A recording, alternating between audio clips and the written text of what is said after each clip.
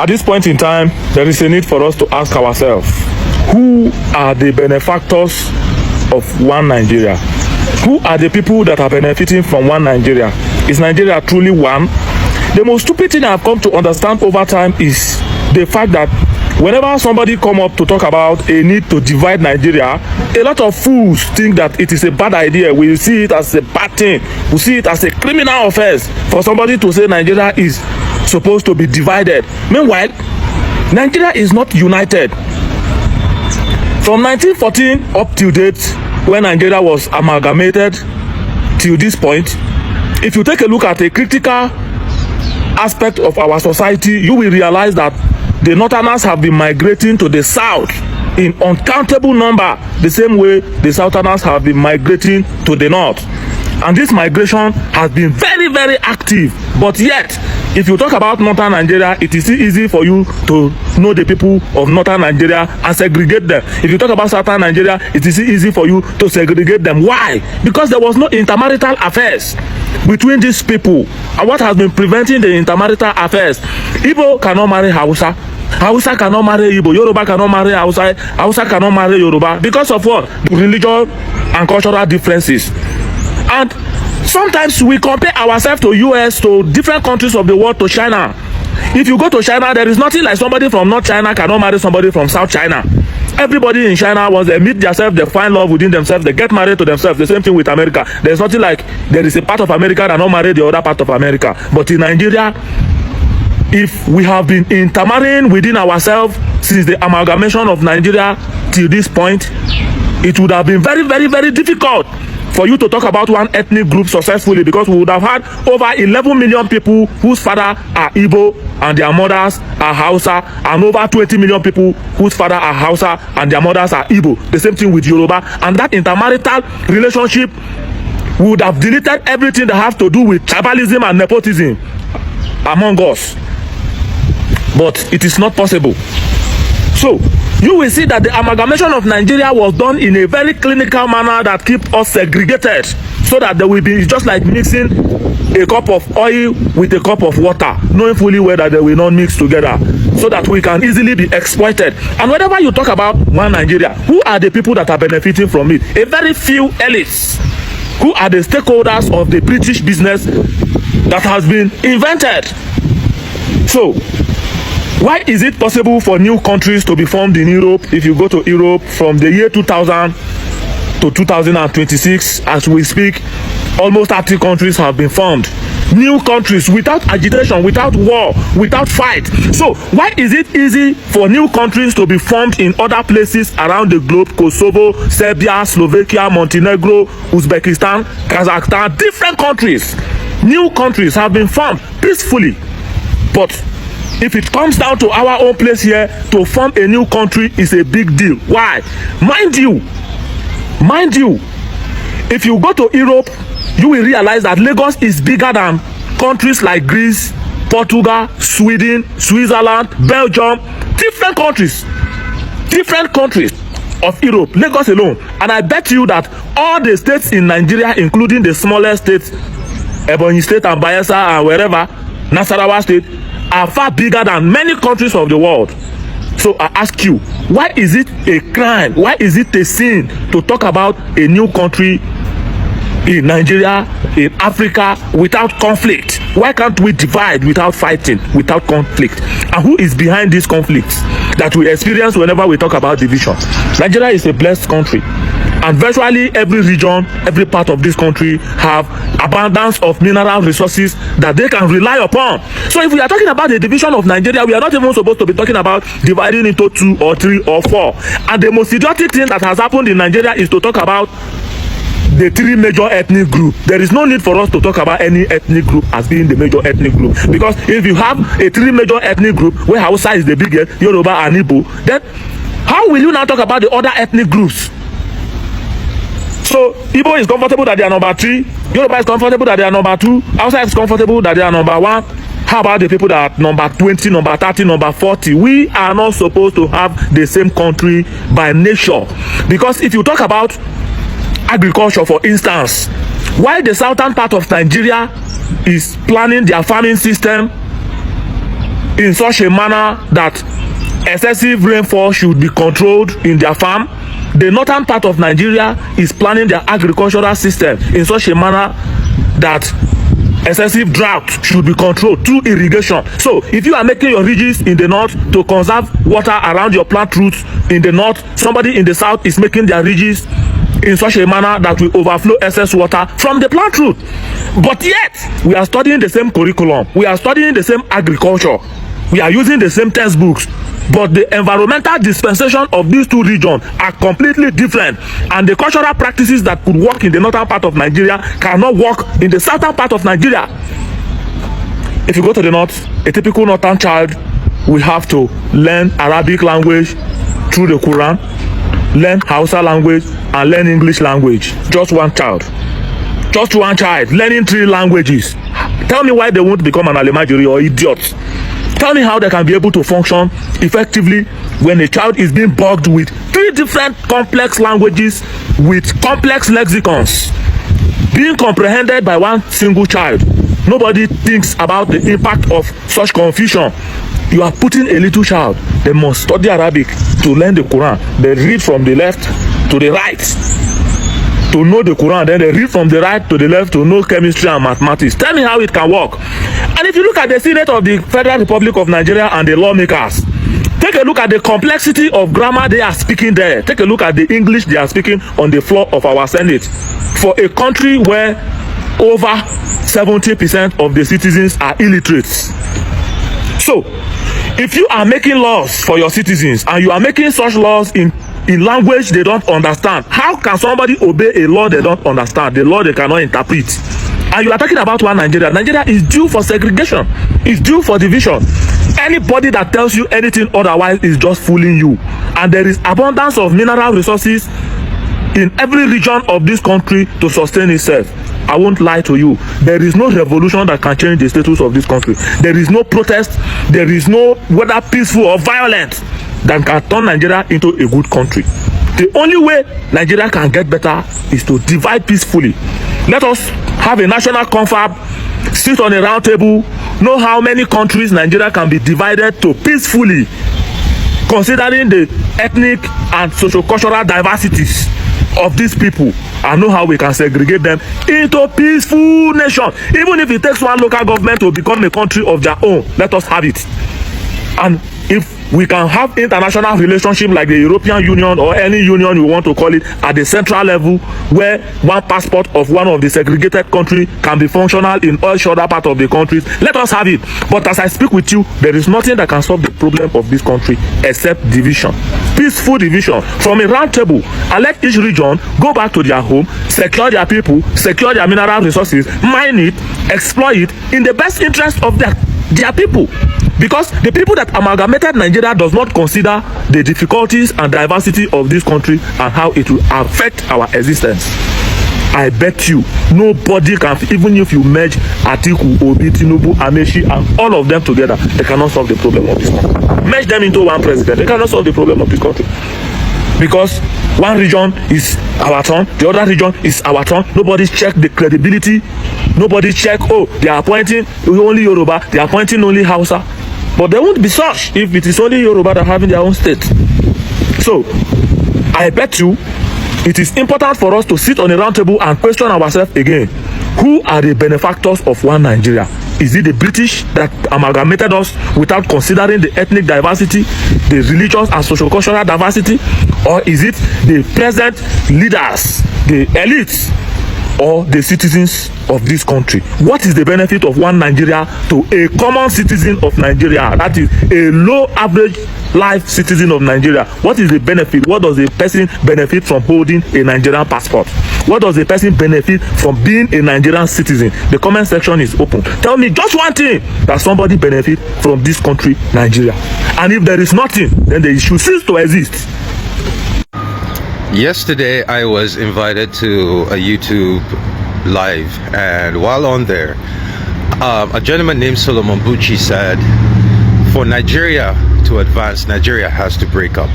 And the excuse he gave is that the North is undereducated, and the education level is so far apart that it can't it's not going to make sense.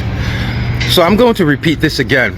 Of all the tribes in Nigeria, the Hausas are the most educated. The problem with Igbos, Solomon Buchi, and everybody else is y'all seem to think education means Western education. Ajami, that is the name. Ajami is the traditional, original form of reading and writing of the Hausa people. We believe it was invented sometime around 1300s. Since the 1300s till this moment that I'm talking to you, Hausa traditional form of writing never disappeared from Nigeria. It stayed in Nigeria. It remained ever since it was invented till today. And one of the reasons why it was never destroyed is because Ajami looks very much like Arabic. It looks like Arabic, but if you don't know any better, if you see it, you'll think it's Arabic. If you do, you'll know it's not Arabic. Funny thing, Ajami is what it is called in Hausa. The Yoruba traditional form of writing is basically Ajami with different whatever the fuck at the top. You know, those quotations or whatever that you add to the top of whatever to change the pronunciation. Yeah. And the Igbo form of writing was called, what the fuck was it called? Damn it. Yeah, sorry. The traditional Igbo form of writing is called Nsibidi. Nsibidi disappeared. Like most African cultures, the traditional form of reading and writing disappeared. Not Hausas. Hausas maintain theirs. What I'm trying to say is, right now, if you go to the north and you stop any random Almajiri and you write in Ajami, I want to go to the market, can you show me? And you show him. The Almajiri will tell you exactly where to go, how to get to the market. But the problem with Nigerians, that's not good enough education because it's not the white man's. Hausas, 95% of Hausa children, Almajiri children, can read and write in Ajami. But the problem with Nigerians is that's not good enough because they know how to read and write in the traditional form of writing and reading. So for Nigerians, for people like Solomon Buchi, that's not education. That's barbarism. Education is ABCD. So do what you will with this information. So basically what I'm trying to say is, if you go to Nigeria, say you go to Ikotabasi in Akwa Ibom, you go to Delta State, you go anywhere in Nigeria, if the person does not read and write in English, they're illiterate. If you go to northern Nigeria, if they don't read and write in English, they read and write in Ajami, the traditional Hausa form of reading and writing. But that's not good enough.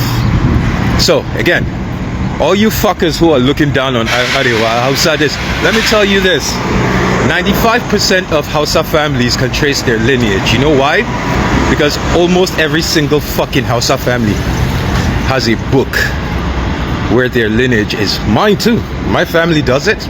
Almost every fucking Hausa family in Nigeria can trace their lineage, because if you go to their father or grandfather's house, you will find a book in Ajami that writes the births.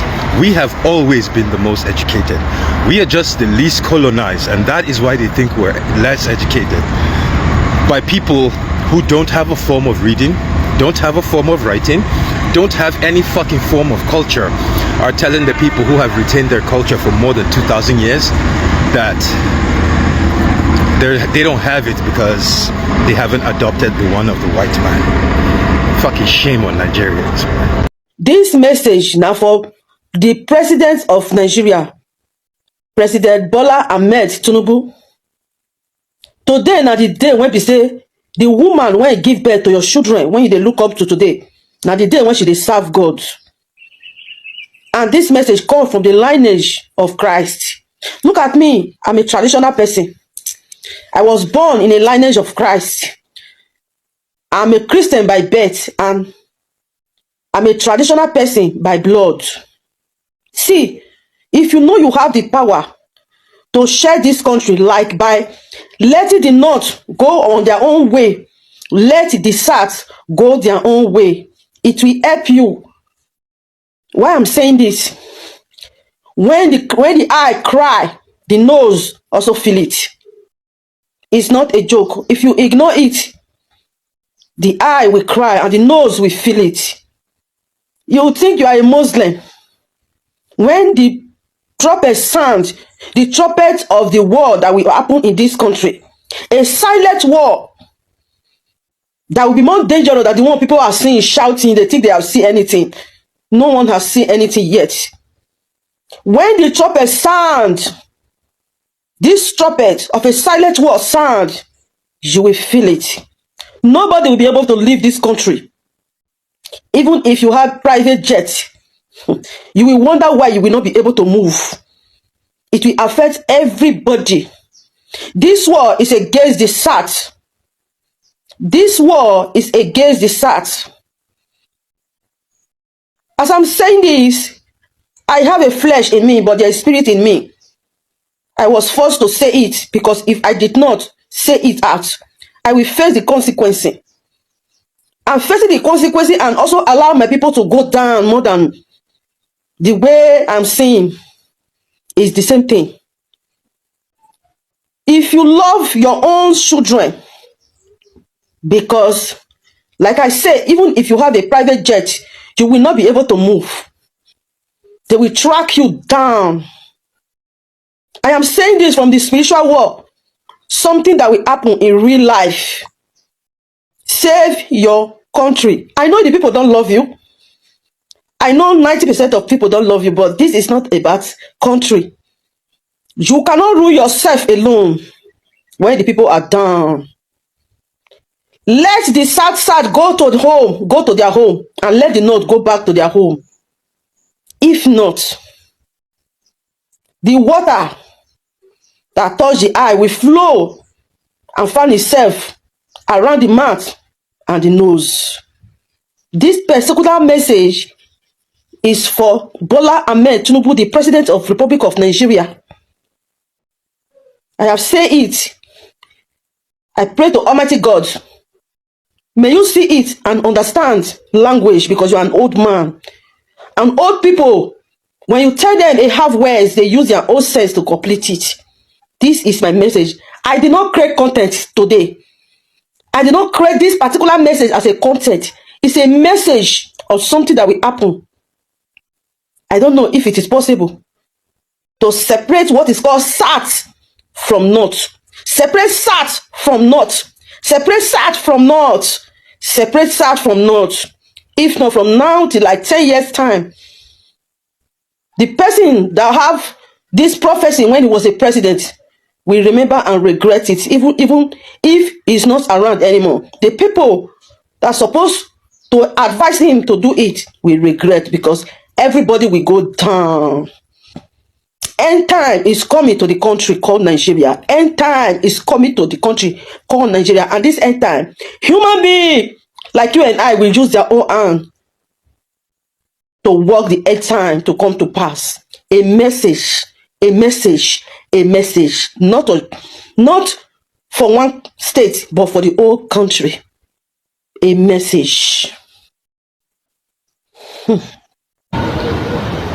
So, the Sultan of Sokoto and the northern elders held a meeting and they declared that the unity of Nigeria is sacrosanct and that they are not in any way, they are not in support of the division of Nigeria.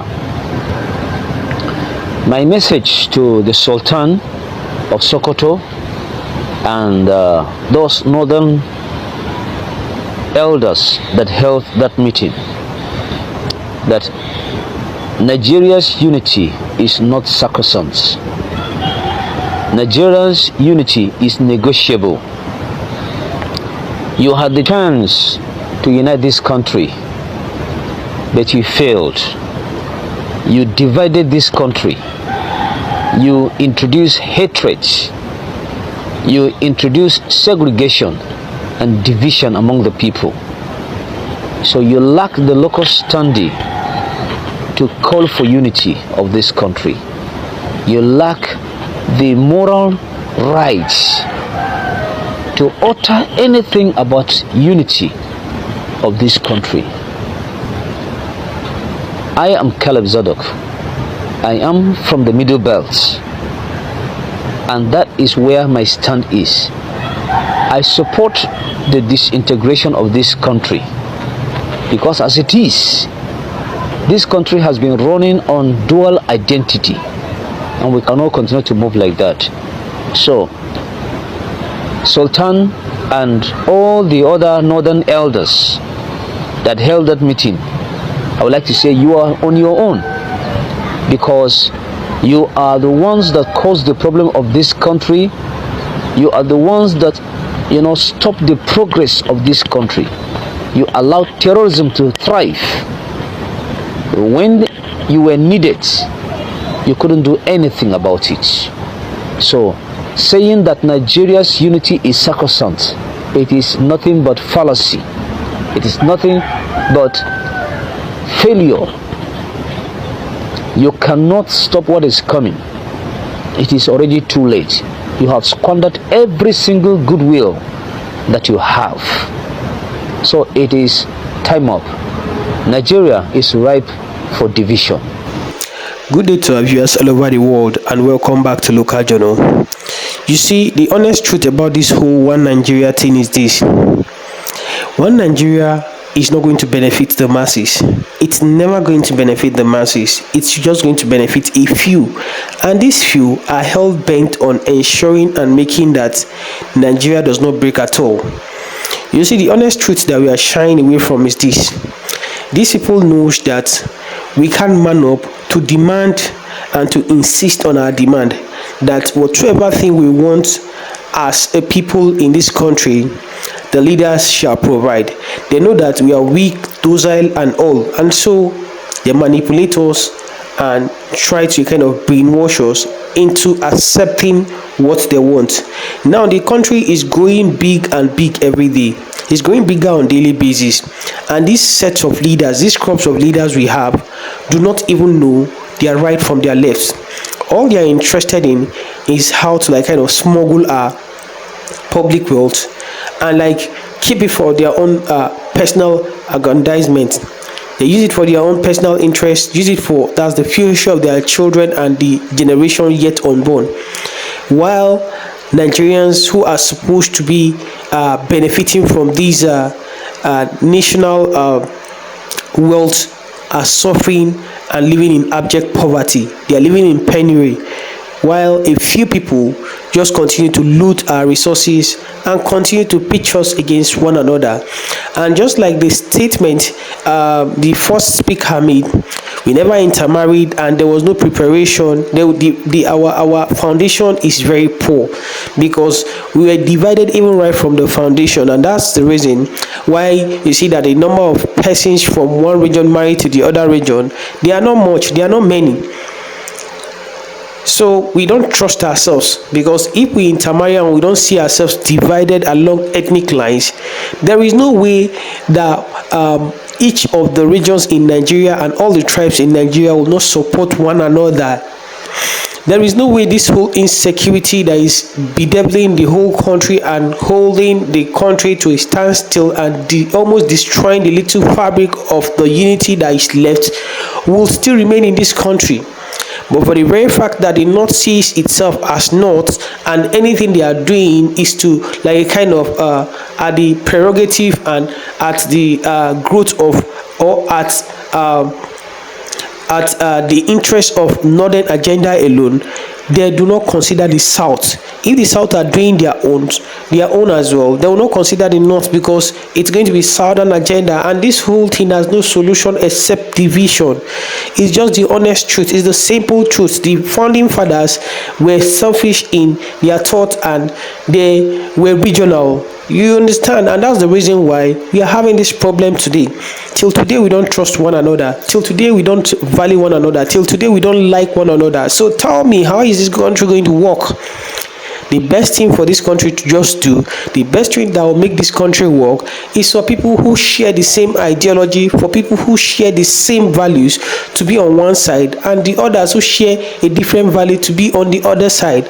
And with so, it will start working. because if you're working with a team of same shared value, there is no way you guys will have hiccups on the road. Of course, there will be challenges, but it will be easily solved. That's just the honest truth. So I'm in support of this whole breakup, and that is the best thing in the interest, in my own opinion, because the people benefiting from this one Nigeria are people who don't even know what the struggle, or who don't even know what the common man is facing at all. Drop what you think about this in the comment section, and if today is your first time to visit our channel, please kindly like, share and subscribe to our channel.